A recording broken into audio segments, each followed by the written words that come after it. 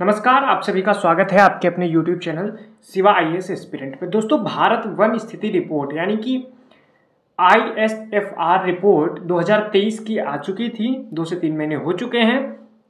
बहुत ज़्यादा इंपॉर्टेंट है, इससे क्वेश्चन पूछे जाते हैं, फिर वो IAS हो या फिर PCS एग्जाम। तो जो भी इंपॉर्टेंट फैक्ट है आज की इस वीडियो में हम कवर कर लेंगे। छोटा ही वीडियो रहेगा, बहुत लॉन्ग वीडियो नहीं रहेगा, और जितने भी इंपॉर्टेंट फैक्ट है सारे के सारे इस वीडियो में कवर कर दिए जाएंगे। आपको और कहीं जाने की जरूरत नहीं है। शुरू करते हैं आज की इस वीडियो को, लेकिन उससे पहले अगर आप चैनल पर नए हैं तो चैनल को सब्सक्राइब कर दीजिएगा और वीडियो पसंद आए तो लाइक कर देना। और आपको बता दूं कि इसकी PDF जो है आपको मिल जाएगी, कमेंट कर दीजिएगा, आपको वहां पे लिंक दे दूंगा मैं, आप उससे डाउनलोड कर लीजिएगा। चलिए शुरू करते हैं बिना देर के हुए और आपको बताते हैं। तो जैसा कि मैंने लिखा है, आप लोग थंबनेल में ही देख चुके होंगे कि हम हैंड रिटेन नोट्स बनाए हुए हैं, उन्हीं को आपको बताएंगे कि कैसे पढ़ना है और क्या है। तो सबसे पहले यहाँ पे कौन सी रिपोर्ट है, तो ISFR रिपोर्ट है, ठीक है। तो ये कौन जारी करता है इसके बारे में बात कर लेते हैं। तो फॉरेस्ट सर्वे ऑफ इंडिया द्वारा जारी किया जाता है, जो कि ministry of environment, forest and climate change के अंतर्गत आता है। और इसी के साथ 1987 से ये शुरू किया गया था, और इस बार जो है ये 18वीं रिपोर्ट थी। ये रिपोर्ट जो आती है ISFR रिपोर्ट, ये द्विवार्षिक रिपोर्ट होती है, हर दूसरे साल आती है। कुछ मैं यहाँ पे और चीज़ ऐड कर दूं कि अगर आप देखेंगे तो फॉरेस्ट रिसर्च इंस्टीट्यूट देहरादून द्वारा ये रिपोर्ट बनाई गई है, रिसर्च इसके द्वारा किया गया है। और साथ में Indian remote sensing satellite resource set का यूज किया गया है इसमें, यानी कि IRS सैटेलाइट रिसोर्स सेट का यूज किया गया है इसमें, इसरो के द्वारा जो भेजी गई थी। और इसमें जो है एक सेंसर लगा था जो कि इम्पोर्टेंट हो जाता है, LISS linear imaging and self scanning sensor 3। ये भी आप याद रखेंगे, हो सकता है ये आपसे साइंस एंड टेक में पूछ ले।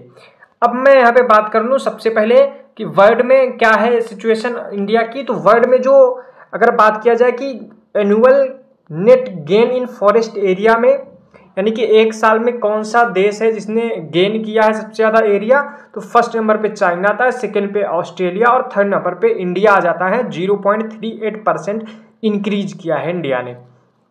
अगर देखा जाए ओवरऑल फॉरेस्ट कवर कितना है पूरी दुनिया का भारत में, मतलब कि जो देश हैं वो पूरी दुनिया में, जो अलग अलग देश हैं वो पूरी दुनिया का फॉरेस्ट कवर एरिया कितना रखते हैं, तो भारत की जो रैंकिंग है वो 10th रैंकिंग है दुनिया में, ठीक है।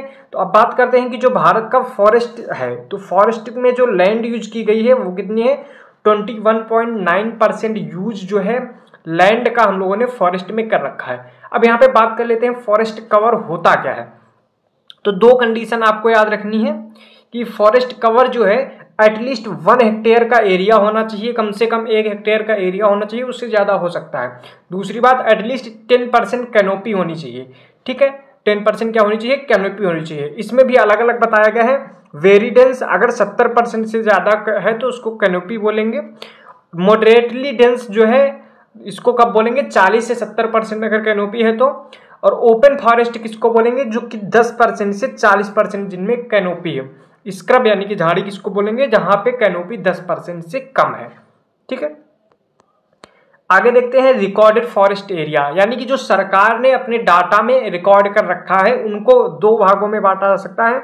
एक तो रिजर्व्ड फॉरेस्ट, दूसरा प्रोटेक्टेड फॉरेस्ट, ठीक है। 2 टाइप के फॉरेस्ट होते हैं, रिकॉर्डेड फॉरेस्ट, एक होता है रिजर्व्ड फॉरेस्ट, दूसरा प्रोटेक्टेड फॉरेस्ट। अगर मैं बात करूं कि ये कौन से एक्ट के तहत जो है रिकॉर्डेड फॉरेस्ट लिए जाते हैं, तो इंडियन फॉरेस्ट एक्ट 1927 के अंदर, ठीक है। चलिए, अगर ट्री कवर की बात किया जाए कि ट्री कवर क्या होता है, तो ट्री कवर आप देखेंगे area covered by trees outside recorded area, यानी कि ऐसे पौधे, ऐसे पेड़ जो कि रिकॉर्डेड एरिया के बाहर हैं उनको, ठीक है। अ सिंगल ट्री, एक सिंगल ट्री भी हो सकता है, या फिर patches of trees less than 1 hectare, 1 hectare से छोटे एरिया में जो है जो भी पेड़ लगे हैं उनको हम लोग कहाँ पे ला सकते हैं, ट्री कवर एरिया में ला सकते हैं, ठीक है। तो आप 2 चीजें समझ चुके हैं, एक तो फॉरेस्ट कवर समझ चुके हैं, 1 हेक्टेयर से ऊपर रहेगा, 10% कैनोपी भी रहेगी कम से कम। ट्री कवर हो सकता है, इसमें एक भी पेड़ हो सकता है और 1 हेक्टेयर से छोटा एरिया रहेगा, ठीक है। तो अगर फॉरेस्ट कवर की बात किया जाए तो फॉरेस्ट कवर में जो है इंडिया का लैंड यूज कितना है, 21.76% है। वहीं पे ट्री कवर में अगर देखा जाए तो 3.141% है पूरे इंडिया की जो लैंड यूज है उसका। अगर दोनों को मिला के देखा जाए फॉरेस्ट प्लस ट्री कवर तो कितना हो जाता है टोटल 25.17% एरिया। ठीक है, अगर हम फॉरेस्ट कवर देखें सबसे ज्यादा कहां पे है एरिया के बेसिस पे, तो सबसे ज्यादा एरिया मध्य प्रदेश में है, उसके बाद अरुणाचल प्रदेश में और उसके बाद छत्तीसगढ़ में फॉरेस्ट कवर एरिया। और इसी के बाद अगर ट्री कवर की बात की है तो सबसे ज्यादा ट्री कवर जो है वो कहां पे है, महाराष्ट्र में है, उसके बाद राजस्थान में, उसके बाद यूपी में। अगर हम लोग दोनों को मिला दें फॉरेस्ट कवर को और ट्री कवर को तो सबसे ज्यादा एमपी में, उसके बाद अरुणाचल प्रदेश में, उसके बाद महाराष्ट्र में। ठीक है, तो ये हो गया। अगर यहाँ पे बात किया जाए परसेंटेज ऑफ ज्योग्राफिकल एरिया के बेसिस पे तो सबसे ज्यादा परसेंटेज कहाँ पे है, चंडीगढ़ में 18.58% एरिया जो चंडीगढ़ का है वो क्या है, ट्री कवर है। ठीक है, इसी तरह से दिल्ली का और उसके बाद केरल का। इसके बाद देख लेते हैं फॉरेस्ट जो है मैक्सिमम इंक्रीज कहाँ हुआ है फॉरेस्ट कवर में, तो सबसे ज्यादा इंक्रीज हुआ है मिजोरम में, उसके बाद गुजरात में और उसके बाद ओडिशा में। ठीक है, तो सबसे ज्यादा मैक्सिमम इंक्रीज कहाँ हुआ है फॉरेस्ट कवर में, मिजोरम में। अगर मैक्सिमम इंक्रीज देखा जाए फॉरेस्ट और ट्री कवर एरिया में तो सबसे ज्यादा छत्तीसगढ़ में, उसके बाद यूपी में, उसके बाद ओडिशा में, उसके बाद राजस्थान में। ठीक है, ये क्या forest and tree cover area. इसके बाद देखा जाए मेजर लॉस इन फॉरेस्ट, सबसे ज्यादा लॉस कहाँ हुआ है फॉरेस्ट में, तो मध्य प्रदेश में, उसके बाद आंध्र प्रदेश में, उसके बाद तेलंगाना में, उसके बाद त्रिपुरा और अरुणाचल प्रदेश में हुआ है। तो आप लोग इनको देख लीजिएगा इस तरह से। चलिए आगे देखते हैं। आगे देखा जाए कि forest cover maximum in term of percentage of geographical area, यानी कि फॉरेस्ट जो कवर है, हमने अभी ट्री कवर ऊपर देख लिया था, अभी यहाँ पे हम लोग फॉरेस्ट कवर देख रहे हैं। तो जो फॉरेस्ट कवर है ज्योग्राफिकल एरिया के परसेंटेज के बेसिस पे वो सबसे ज्यादा लक्षद्वीप में है 91.33%, वहीं मिजोरम में 85.34% और अंडमान निकोबार में 81.62%। तो इस तरह से आपको इसे भी याद रखना है। मैं यहाँ पे दिखा देता हूँ, यहाँ पे ट्री कवर देखा गया था जिसमें चंडीगढ़, केरल, दिल्ली और केरल सबसे ऊपर है।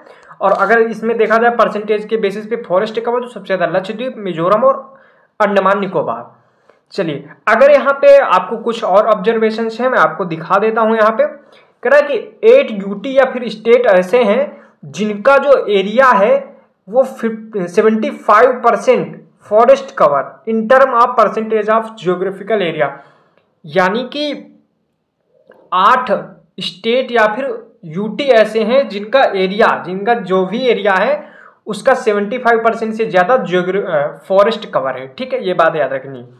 जिनमें से मिजोरम है, हमने अभी देखा 85.34%, लक्षद्वीप, अंडमान निकोबार द्वीप और यहाँ पे अरुणाचल प्रदेश, नागालैंड, मेघालय, त्रिपुरा और मणिपुर। आपको क्या करना है, इसमें से नॉर्थ ईस्ट में से असम को हटा देना है, नॉर्थ ईस्ट वाले में असम को हटा करके लक्षद्वीप और अंडमान निकोबार को ऐड कर देना है। वहीं पे 19 स्टेट या फिर यूटी ऐसे हैं जिनका जो एरिया है, टोटल एरिया उसका 33% से ज्यादा जो है फॉरेस्ट कवर है, जो कि हमारा टारगेट कितना है 33%। ठीक है, इससे ज्यादा है। चलिए अब बात कर लेते हैं ट्री कवर का। तो मैक्सिमम डिक्रीज कहाँ हुआ है ट्री कवर में, तो सबसे ज्यादा ट्री कवर में मैक्सिमम डिक्रीज कहाँ हुआ, मध्य प्रदेश में। और सबसे ज्यादा डिक्रीज कहाँ हुआ है, मध्य प्रदेश में, ट्री कवर में भी और फॉरेस्ट में भी।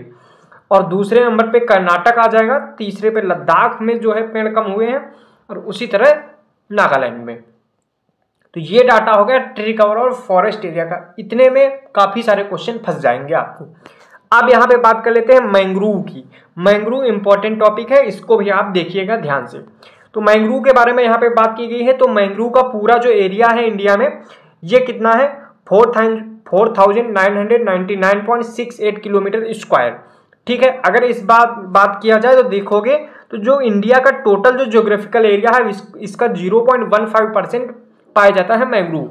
ठीक है, सबसे ज्यादा मैंग्रोव कहाँ पे है, पश्चिम बंगाल में है, जो कि 42% of total mangrove in India, यानी कि भारत में जितने भी मैंग्रोव हैं उसका 42% एरिया पश्चिम बंगाल में मिलता है। दूसरा गुजरात, तीसरा अंडमान और निकोबार, चौथा आंध्र प्रदेश। अगर देखा जाए सबसे ज्यादा परिवर्तन कहाँ हुआ है, ओवरऑल तो ओवरऑल आप देखेंगे माइनस का है 7.43 किलोमीटर स्क्वायर, यानी कि इस बार जो है मैंग्रोव वो क्या हुए हैं, 7 किलोमीटर कम हुए हैं।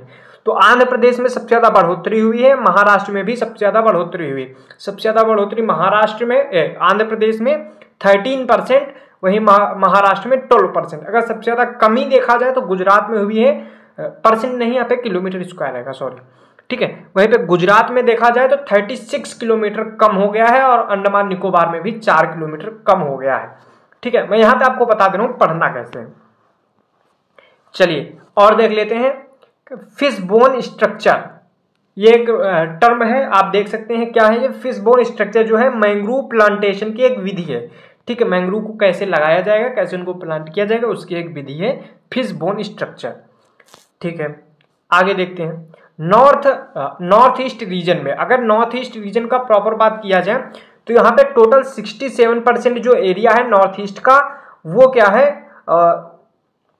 क्या है फॉरेस्ट प्लस ट्री कवर है, ठीक है। यानी कि जैसे कि मान लो कि 100 हेक्टेयर टोटल जमीन है, कहाँ पे हेक्टेयर स्क्वायर एरिया है किसका, नॉर्थ ईस्ट का, तो उसमें से 67% जो एरिया है वो क्या है, वो फॉरेस्ट और ट्री कवर से ढका हुआ है। और अगर ओवरऑल बात किया जाए तो जो ट्री कवर और फॉरेस्ट एरिया है ये नॉर्थ ईस्ट में कहीं ना कहीं कम हुआ है, ठीक है।